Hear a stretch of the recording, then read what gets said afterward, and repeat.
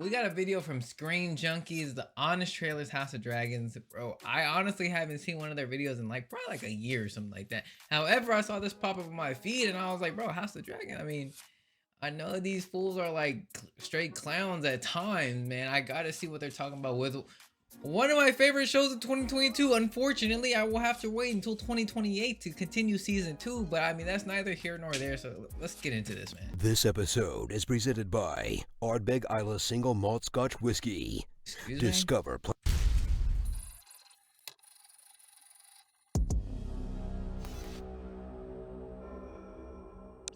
From the channel behind the prestige TV you stay up to watch as an adult, and the pre-internet porn you stayed up to watch as a kid, comes HBO's return to the Westeros in search of an heir to Game of Thrones. Because every other trueborn son of their parent company is dead. That's House not of the that's Dragon. no cap. Okay. Remember Daenerys? Girls named Khaleesi sure do. Turns out she and her brother weren't the only nuts in the Targaryen family tree. As you revisit a civil war between rival factions of goth albino sociopaths that only goes down because so many Targs are named Aegon. Aegon, the prince that was promised. You are the one. Then choose a side to root for, even though the only thing these extremely out-of-touch rich people have in common with their extremely poor subjects is inbreeding. Hey Raymond, come out and look. This one's got a funny eye like you. Meet a whole new tome's worth of characters trying to satisfy their raging throners, like Prince Daemon, a fully armed and operational Joffrey. If you're accusing me of some depravity, you'll need to be more specific. Watch Matt Smith continue the hot streak he's been on since Morbin time, as this homicidal narcissist with a limp noodle that the internet has a crush on anyway. Are you okay, internet? Viserys, a stellar performance by Paddy Constantine as a king succumbing to parts falling off disease, My own face is no longer a handsome one. who just wants to hang out in his room and play with his artisanal minifigs all day. He'll declare his daughter Rhaenyra as heir, a girl who looks like she just found out she isn't getting a pony, who gets hardened, sharpened, and aged about 20 years when her bestie becomes her stepmom. Rhaenyra must fight for women's rights over the women's wrongs of Alicent Hightower. She's sad. He is your son, Viserys. Your blood. His last words to me, and I was the only one to hear it. God damn, this bitch was crying all through the show, huh? Then there's supporting players like Otto Hightower, the Hand of the King, and the King of the Passive-Aggressive Remark. Perhaps there's some better use for the princess's talents, Your Grace. Kristen Cole, a hardened combat veteran, yet still the most fragile white knight in the land. Spoiled.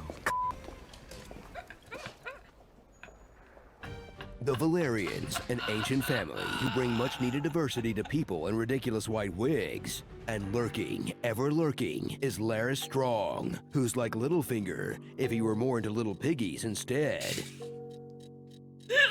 Wee, wee, wee, wee, wee! If you thought MTV's lineup was full of hard-to-watch man. pregnancies, strap in for a show that's more comfortable with dead moms and stillbirths than a red state legislature, where the showrunner had to explicitly promise to tone it down this time. And though their female characters go through hell, at least they all have easy access to Plan T. It will rid you of any unwanted consequences. It's best to be certain. So return to Westeros hundreds of years before winter came all over it. But don't worry, the Baratheons are still dumb. Where's the bloody maester? The Starks are still loyal. There has never lived a Stark who forgot an oath. Lannister's smug. Targaryen's cuckoo. The episode's directed by Miguel Sapochnik, impossible to see. And now, more than ever, the dragon's enormous ex machinas that keep surprising people despite being as big and loud as a 747. There we go. That's the writing quality we got used to. Starting to feel like old times again. Dany kind of forgot about the Iron Fleet. Starring the Leprechaun, Matt Damon. You're an uncle lover, yes it's true. Nobody loves uncles quite like you. It's not easy being green. The Queen who never gassed. The Dread Pirate Corlys. King Louis of CK. You'll pay for this, Potter. Hollywood's worst Chris. Prince Eric. That's what I do. I lurk and I tow things. The lion creeps tonight. Lucerys looking like a snack. Meeting balls. What did I go before? Oh, a human spoiler alert. Beware the beast beneath the boards. Immortan Joe's Crab Shack. And calling someone a without really saying it. Sooner or later, you may get one who looks like you. He doesn't know, does he? Or strong. Does your brother mention if this one also bears a marked but entirely coincidental resemblance to the commander of the City Watch? He is Laenor's son. What grounds could there be What for... indeed, Lord Beesbury? What? Indeed. Come on, you know you want to say it. Her children. Ooh, he said it. You were in so much trouble. Regally blonde. These fools are Aegon some. foresaw the end of the world of men. 'Tis to begin with a terrible winter. And if the world of men is to survive, a Targaryen must be seated on the Iron Throne. Actually, all you really need is a Stark with 2 working hands. So which show's off to a better start? Game of Thrones or the Hot D? We counted up every kill, lie, and boob in the first season to see who takes the crown in a brand new episode of By the Numbers. Oh, Click the never mind. But that is a good question. Season 1 of Game of Thrones or season 1 of House of the Dragon? I might have to go with House of the Dragon only because like it's like they've already been there with Game of Thrones. Game of Thrones season 1 was not bad at all. Like it was a great ass season 1, but this time they know even more things than they knew before. So I mean, they really hit it out the park, especially that cliffhanger.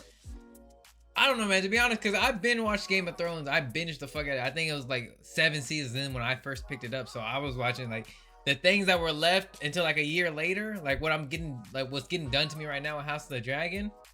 I never even had to experience that with Game of Thrones because I was just binge watching it, bro. I never had to be like, oh my God, the Red Wedding. What's going to happen in season 4? Oh no. No, I already, oh shit. What the fuck? Where's my phone? Oh my God, start season 4, episode 1. Hurry up, hurry up. Like, that's what I was doing, bro. Now, I'm gonna say House of the Dragon. However, Screen Junkies are absolute clowns as usual, man. Good video, bro. This is why I want to watch it, bro, because all they do is cap, man. And these niggas are actually pretty funny, dude. Shawty catch a vibe, yeah, I had to put her on. Bought a 2-seater, yeah, we heading for the sun. Shawty got my heart, I ain't tripping for the funds. Yeah, I won't start, I ain't tripping, I'm a stunt.